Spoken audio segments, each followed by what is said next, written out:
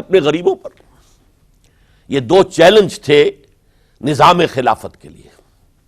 اس کے اس پس منظر کو ذہن میں رکھیے، عرب میں کبھی کوئی مرکزی حکومت تھی ہی نہیں، لہذا وہ لوگ عادی نہیں تھے۔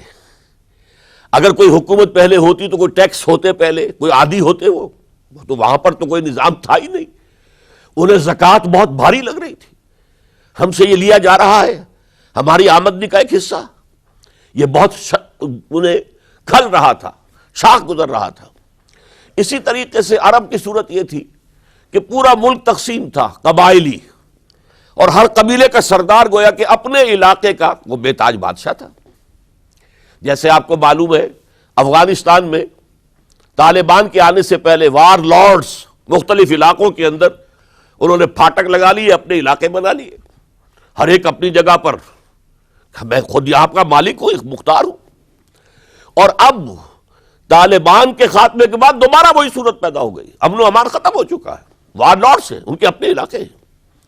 تو ان کے لیے ظاہر بات ہے کہ وہ دبک تو گئے تھے جب ان کی پیش نہیں جا رہی تھی، جب وہ مجبور ہو گئے تھے، انہوں نے اطاعت قبول کر لی تھی۔ اسی لیے ان کے بارے میں سورہ حجرات میں فرمایا گیا، قالت الاعراب آمنا، یہ بدو کہہ رہے ہیں ہم ایمان لے آئے۔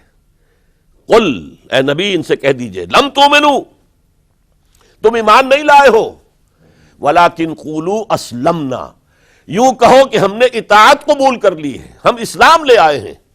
ولما يدخل الايمان في قلوبكم، ابھی تک ایمان تمہارے دلوں میں داخل نہیں ہوا۔ یہ سب کا معاملہ نہیں تھا، لیکن اکثر کا معاملہ تھا۔ ان میں مومنین صادقین بھی تھے، لیکن اکثر کا معاملہ یہ تھا۔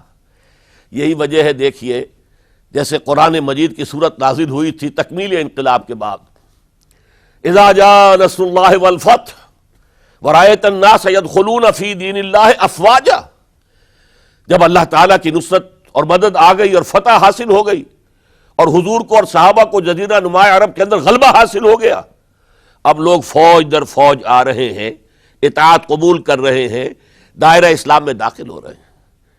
لیکن نوٹ کیجئے، حضور کے انتقال کے بعد جو یہ دو کاؤنٹر ریولوشنری موومنٹس اٹھیں، ایک جھوٹے مدعیان نبوت اور ایک منکرین زکوٰۃ، ان کے نتیجے میں تقریباً تو پورا عرب مرتد ہو گیا۔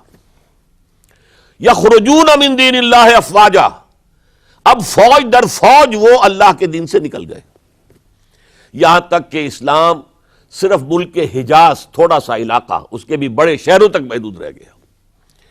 یہ خطرناک صورتحال تھی جس سے کہ حضرت ابو بکر صدیق رضی اللہ تعالیٰ عنہ کو سابقہ پیش آیا۔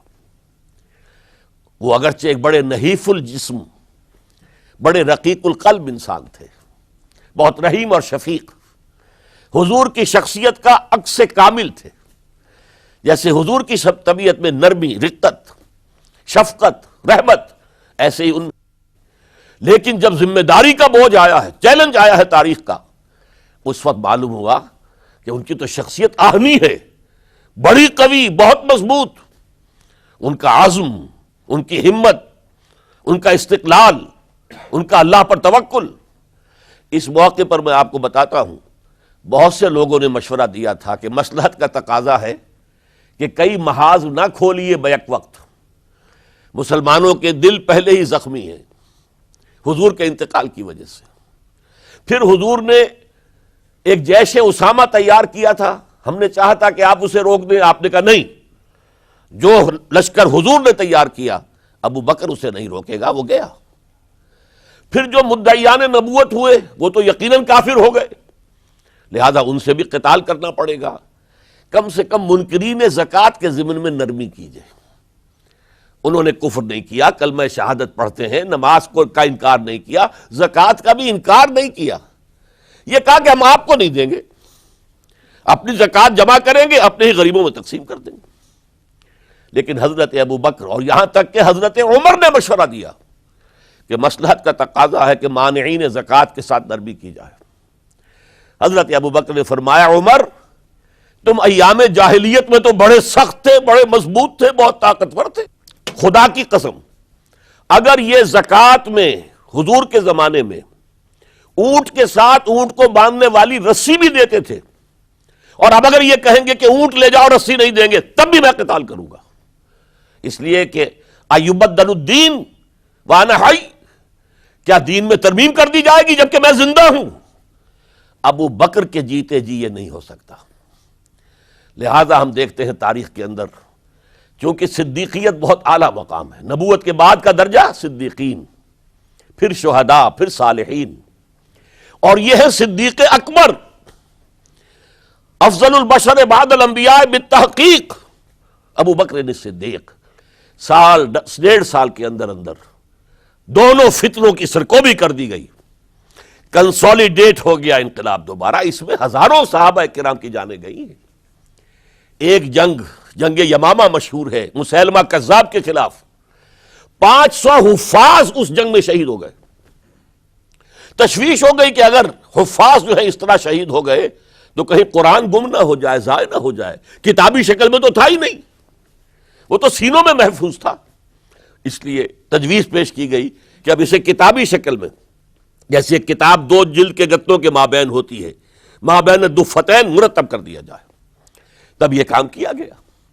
بہرحال پہلا مرحلہ یہ تھا کہ کاؤنٹر ریولوشنری موومنٹس، چونکہ ابھی انقلاب صرف عرب میں آیا تھا اور عرب ہی کے اندر سے کاؤنٹر ریولوشنری موومنٹس ابری، جھوٹی نبوت اور مانعین زکوٰۃ کی شکل میں، اور حضرت ابو بکر رضی اللہ تعالی عنہ نے اپنی عظیمت کا ثبوت دیتے ہوئے ان دونوں موومنٹس کو کچل کر رکھ دیا اور انقلاب اسلامی کو اثر نو کنسولیڈیٹ کر کے پھر قیادت حکم خداوندی کی روح سے کہ ان کے انتقال کا وقت آ گیا تو حضرت عمر فاروق کو نامزد کر کے ان کے سپرد کر دی رضی اللہ تعالی عنہ۔ حضرت فاروق، عمر فاروق رضی اللہ تعالیٰ عنہ کا عہد خلافت، یہ اسلام کے ایکسپینشن کا دور ہے۔ اب جو وہ انٹرنل رفتی ختم ہو گئی، انٹرنلی کنسولیڈیٹ ہو گیا انقلاب محمدی صلی اللہ علیہ وسلم، لہذا پوری طاقت کے ساتھ اب 3 لشکر نکلے ہیں، مشرق کے لیے، شمال کے لیے، مغرب کے لیے، اور فتوحات کا دائرہ شروع ہوا۔ 10 برس حضرت عمر رضی اللہ تعالیٰ عنہ کے خلافت کے وہ ہیں، نوٹ کیجئے، جس میں ایک سلطنت 2 سپر پاورز اس وقت کی تھی، کئی 100 سال سے چلی آ رہی تھی، 2 سپر پاورز، اور دونوں جزیرہ نمائے عرب کے سر پر بیٹھی ہوئی تھی۔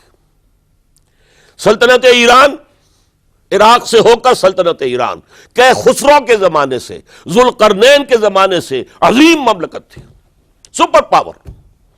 دوسری طرف سلطنت روما، دی رومن امپائر، 3 بر اعظموں کو محیط تھی۔ رومن امپائر پورا شمالی افریقہ اس کے تحت تھا، پورا مغربی ایشیا اس کے تحت تھا، شام اس کے تحت تھا، ترکی اس کے تحت تھا، اور یورپ کا سارا مشرقی علاقہ اس کے تحت تھا۔ رومن امپائر، آپ کو معلوم ہے حضرت عمر کے زمانے میں رضی اللہ تعالی عنہ سلطنت کسریٰ کے تو پرخچے اڑ گئے، نام ختم ہو گیا، وجود نہ رہا عظیم سلطنت کسریٰ۔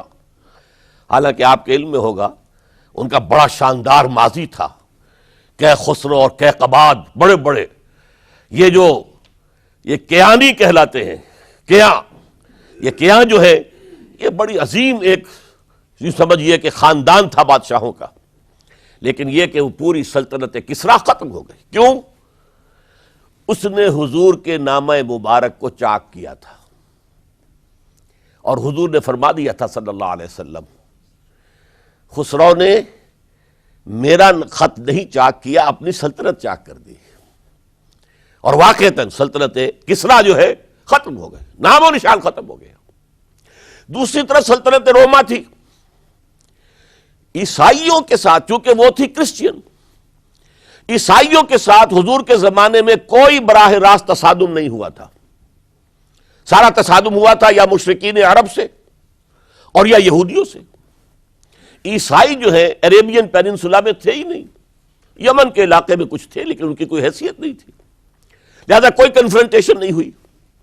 دوسرے عیسائیوں میں ابھی اہل علم موجود تھے، جیسے آپ کو معلوم ہے نجاشی بادشاہ کیسے ایمان لے آئے، اس نے حضرت عیسیٰ کے بارے میں پوچھا، حضرت جعفر طیار رضی اللہ تعالیٰ عنہ نے سورہ مریم کی آیات پڑھ کر سنائیں، اور اس نے کہا بین ہی جو ان آیات میں تم نے پڑھا ہے